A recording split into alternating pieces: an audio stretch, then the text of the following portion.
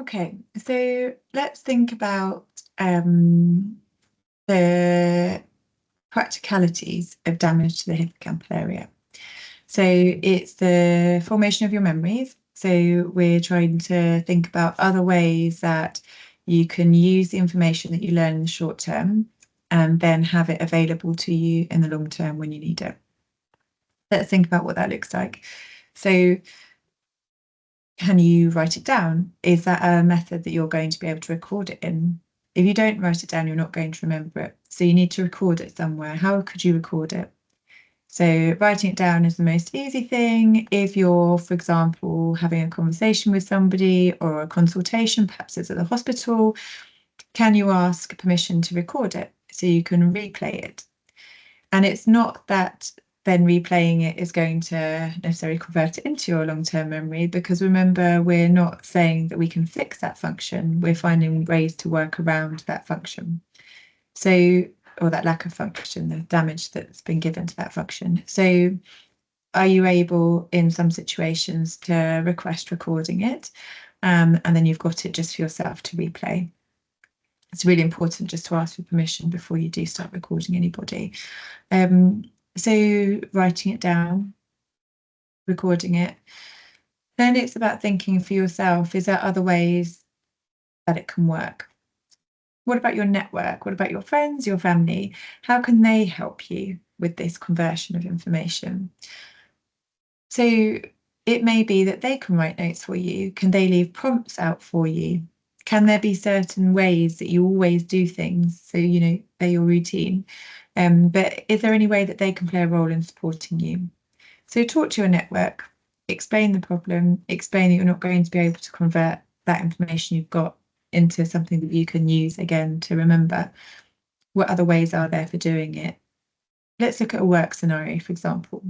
So suppose you're at work, you went on a course, really useful information. I thought I absolutely need this in my everyday. How are you going to then take that information, have it at your desk or wherever it is you're working, that you can then have it at hand to use and know that that's the thing that you need to use at that time? Habit, routine, all of those things are important, but it's the recall, the having that available resource there ready at the sort of forefront of your brain. So thinking about your work environment, could you put hints, tips, structures, anything in place that is going to say that's the information? And maybe you've got that information that you learn in a format that you can look at it again, because remember, in the moment you understand, in the moment you can use it. It's just in the long term, bring it back. That's the problem. And so having that information written there, abbreviated version, is there something you can listen to? Is audio better for you? Repeating it several times, is also really important, because whilst that area of your brain we've accepted isn't going to start functioning again, we're also saying, okay, so let's take that bit out of play. If we repeat actions, is it possible to rewire some of those routes to another part of the brain that could take on that function? We only know by trying, don't we? And we do understand a lot now about neuroplasticity and our brain's ability to rewire certain functions around a damaged area. So if we use that principle and think, okay, well, neuroplasticity requires repeated action. It requires the same repeated action. So it's really important that the processes that you're putting in place are the same ones that you're going to use time and time again, because that's going to reinforce that information. It's going to become a muscle memory, a learned pattern of behavior, a learned response. So repetition, using your network, so your friends, your family, work colleagues, whoever's supportive and helpful.